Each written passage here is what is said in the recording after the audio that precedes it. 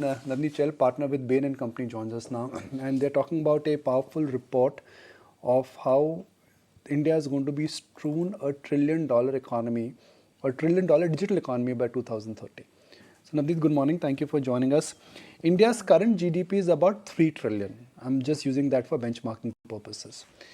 Your view is that large part of the future growth where India will move from 3 trillion to $5 trillion will be driven by the digital economy. What is your definition of digital economy, and what gives you the confidence that the digital economy right now, which is about 250 to 300 billion, could actually be $1 trillion in less than 10 years? Yeah.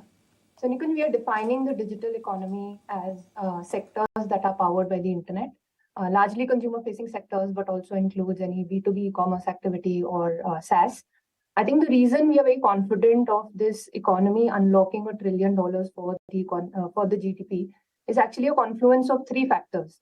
I think we are interestingly at a point which is a bit of an inflection for the digital economy. The first most important factor that's playing out is actually an unprecedented digital consumption unlock that's happening. We do expect the GDP per capita to more than double by 2030, which is largely going to be led by consumption. 700 million internet users in the country with time spent online well ahead of China and already inching closer to US averages.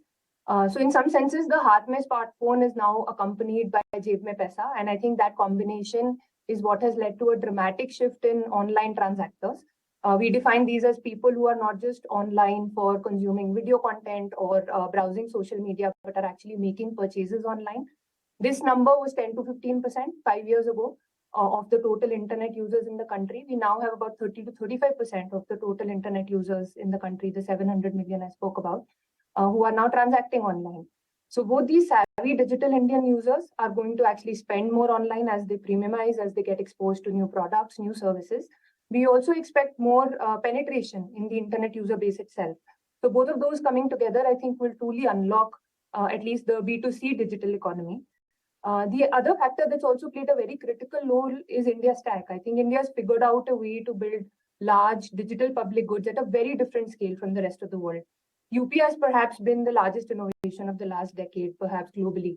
So as ONDC, as OCAN, UHI find their feet in use cases, I think the foundational layer is so well laid that it can power innovation at a very, very breathtaking speed.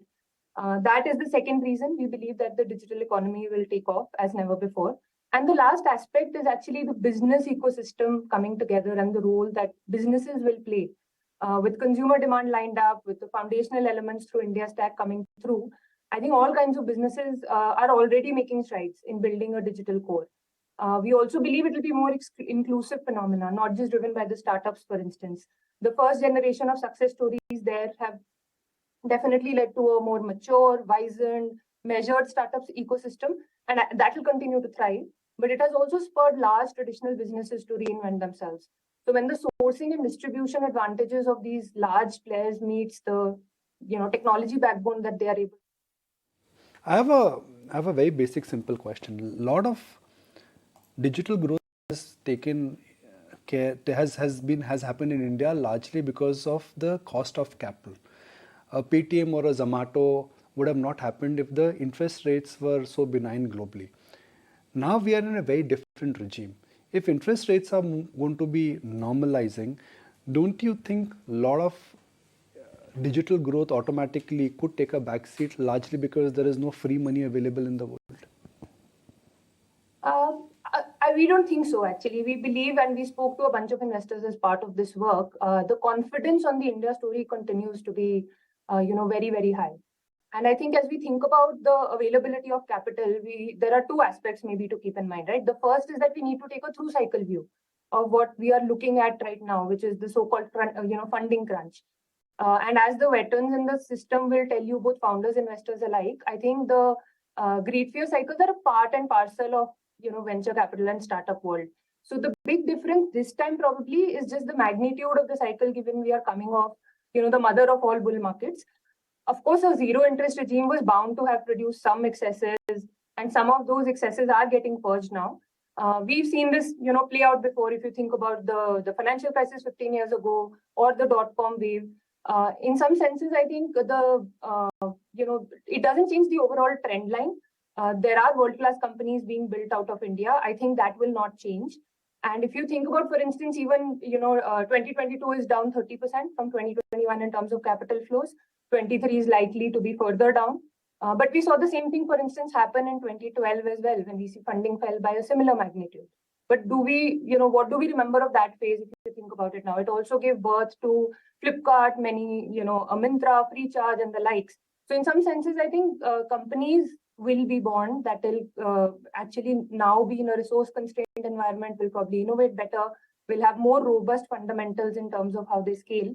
And I think that phenomena is not something that we believe will get impacted. There is capital availability. It will get redirected to higher quality outcomes. And hence, I think the overall, if you think about the macro picture, India continues to be in decent shape. We are still the fastest growing major economy. We are going to likely continue to be in that spot. And there are so many tailwinds in play as well, right? The demographic dividend, the geopolitical landscape, high quality talent pool, I think, and a functioning democracy, and so on and so forth. So if there was a country likely to weather the near-term storm better than others, I think it'll probably be us. Sure. Just a continuation of that point, Navneet, clearly, like you're saying, with faster adoption of the internet, the T+2 and beyond cities are expected to see the strong growth. But tell me, which sectors have you seen a better adoption when it comes to digital at large? I think all sectors, frankly, have seen that growth play out. But in particular, if I had to call out a few, I think e-commerce has done phenomenally well. 220 million online shoppers in the e-commerce space today, adding about 40 million year on year. And what's been very interesting is that more than 60% of that new shopper growth has actually come from smaller towns. So what that started to do is unlock a lot more penetration. Like I said, I think a lot of the internet users are now moving to becoming transactors as well. So this 220 million in our estimate, for instance, is going to be 550 million consumer base by 2030. So as that penetration plays out, as people get exposed to more digital goods and services that they can spend money on, I think e-commerce is one area that has seen much more, larger, widespread phenomena in terms of consumer base expansion. And I think that combined with the fact that as they get exposed to more categories, as they premiumize with more discretionary spend at their disposal, I think both of those will lead to some phenomenal growth still to be had in the B2C e-commerce space. What's additionally been interesting is to see, more inclusive features. When you think about, for instance, vernacular and voice searches, which are starting to take off, they are making all the difference to the online user experience for people in T2 and beyond.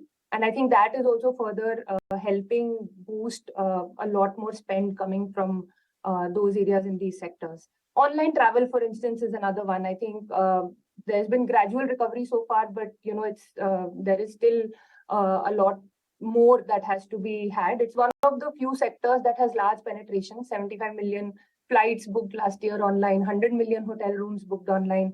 These are large numbers. And it's a sector that has seen almost 40 to 45% penetration of GMV actually sitting in the online world. So I think all of these are indicative of the fact that there is widespread growth that most sectors are seeing. EdTech is another one. I think very large base of users that are leveraging, online education services. Right.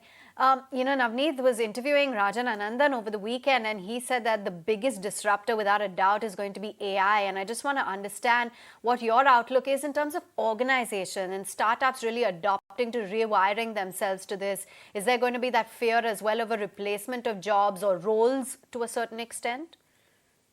Well, I'm not an expert on the topic, although I did study computer science back in the day. So, just that caveat as I talk through this. I think the way we look at, AI is interestingly how maybe Andrew put it, the Coursera CEO, that it's the new electricity in some ways. And much like electricity transformed multiple industries in the past, I think AI is doing that already. So in some senses, a lot of big tech strategies pivoting to AI being at the very core. So generative AI is going to be the birthplace of multiple large companies that are, already being born.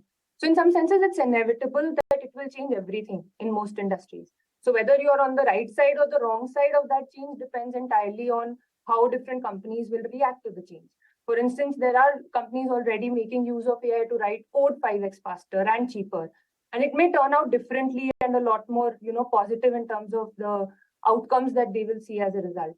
The report also does talk about many of the use cases that companies have already started to leverage.